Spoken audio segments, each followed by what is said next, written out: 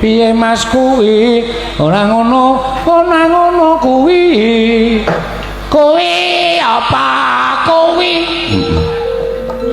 kembange menur sing tak puja-puji ayo padha jujur merga yen to jujur negarane makmur piye Mas kuwi ora ngono kuwi itu apa itu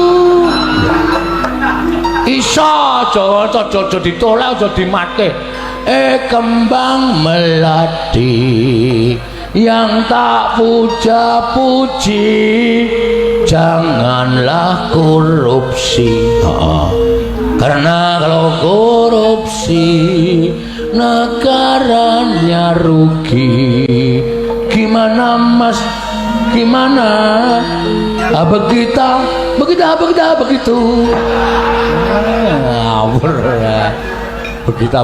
begitu nek basa Banyumas kiye apa kiye kembang melati kaya kue sing tak puja-puji aja pada korupsi amarga yen korupsi negarane rugi kaya kue kok tambahi kaya kue Banyumas iki mesti kaya kue ngono priwe Mas kepriwe kiye aja ngono kuwe wae basa apa ya iso ya Gong apik iki to ya pamane bapak-bapak saka IKB Ikatan Keluarga Baliharjo ya terus iki mau saka PT Surya Mendung Purnama ya Bapak Suparno minta lagu Kutut Manggung ya terus di caosi ya iki dipasrahke anu jenenge bendahara nyangkut adrane aku ora jujur ya men dipresani piyai kok akeh dadi aku iki ketok nek jujur iya padahal biasane ora iki saisane sing bareng ngarep nyekar sapa Kutut Manggung ya Mbak Ayu ya Kutut Manggung Mbak Ayu mengko sinden semene melu manggung kabeh lah iya mesti sip klebu si anting kok antil mangga Mbak Ayu Purwalestari pamundutan saka menjadi Bapak Suparno saka PT Surya Mendung ya PT Surya Mendung udan tekek lho kok udan tekek Surya wis srengenge mendung ki ngarani panas kok mendung ayo dadi udan tekek nek udan Surya Mendung mangga diaturake no ya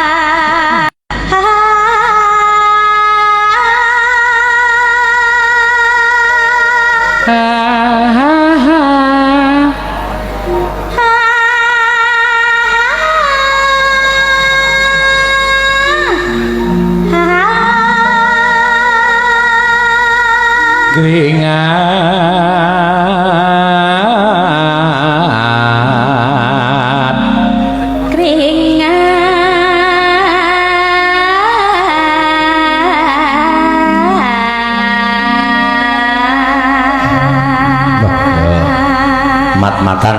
Mat-matan. Aja mat-matan ro gareng. Matane gareng kira kok mat-matan. Tak sampluk menclat lho. Kamatane kakang niki kira kok dunek-unekke ora. Yo.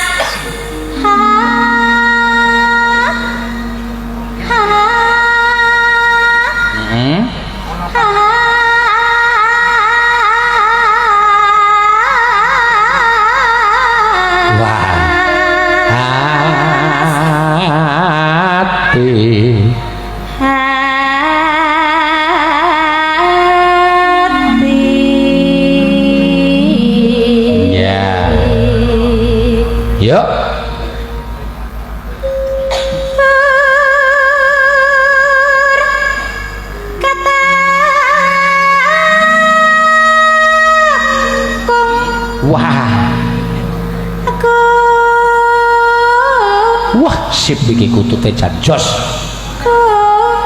Hop.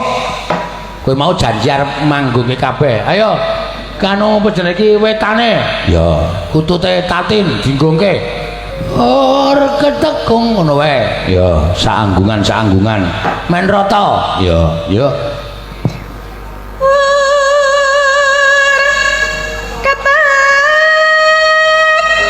Kong. Wah, wis kutut entek-entekke iki pokoke. Lem nyengkokku. Jajare Alisa ajar manggung. Ya.